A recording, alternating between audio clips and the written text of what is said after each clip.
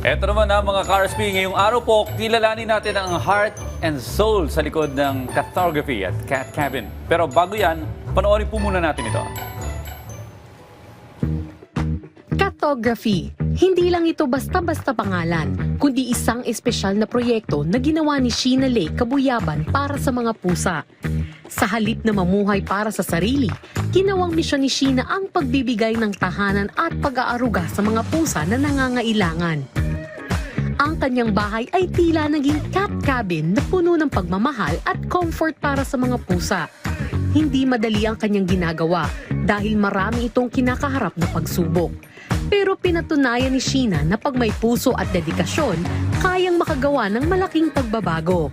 Kaya naman silipin natin ang kanyang journey dito sa Wednesday Pets Day.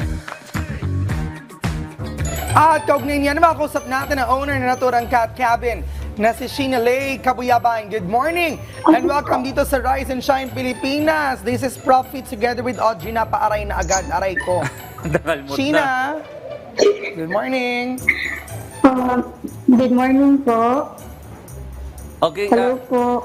Sheena, maaari mo bang ibahagi sa amin kung paano nagsimula yung Catography at anong ibig sabihin ng pangalan na ito? Nag-start po yung photography last 2018 and then yung photography po kasi pang cat photography lang dapat.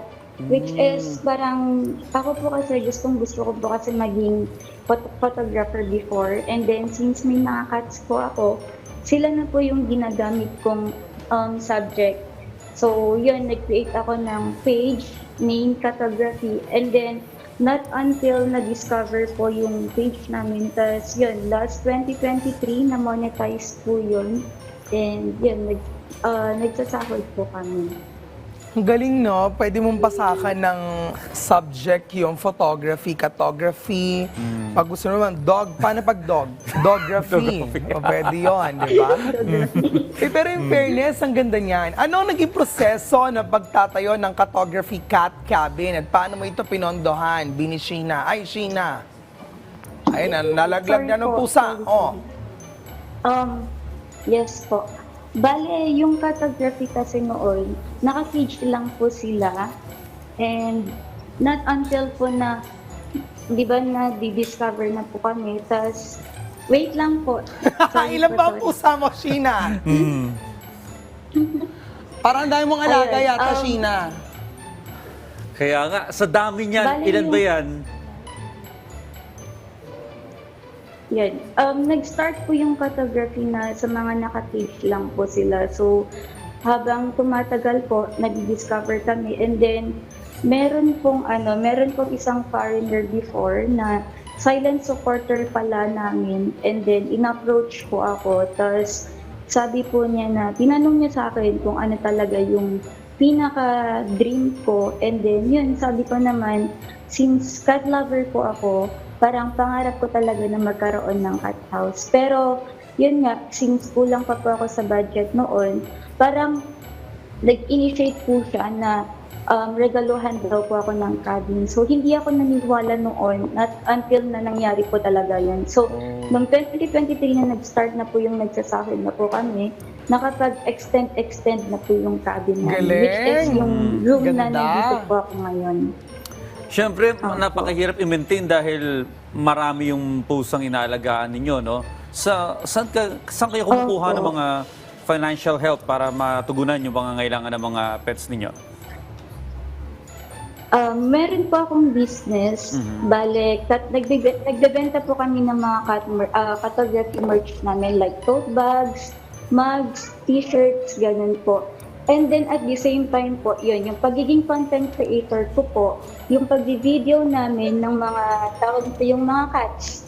Diba? Tapos yun, kapag marami pong views, mas marami pong earnings. Kaya every month po, may nakukuha po kami sahod, which is dala din po ng mga cats. So, doon na po ako kumukuha ng mga pangbayad sa bills, vet bills, foods nila. And at the same time po, very grateful po ako kasi marami pong suporta sa photography. Especially po sa pagbibili ng mga merch namin. Kaya, yun, gusto ko pong pasalamatan yung mga followers namin from day 1 until today po, until ngayon. At least, ayan, busog lagi ang mga pusa at maganda ang kanilang pinag-i-stayan. Opo. Well, Sheena, ano ang plano mo in the future dito sa iyong cabin? Are you planning to develop it, palawakin pa? May gusto ka ba idagdag na element sa Lasmar, Sheena?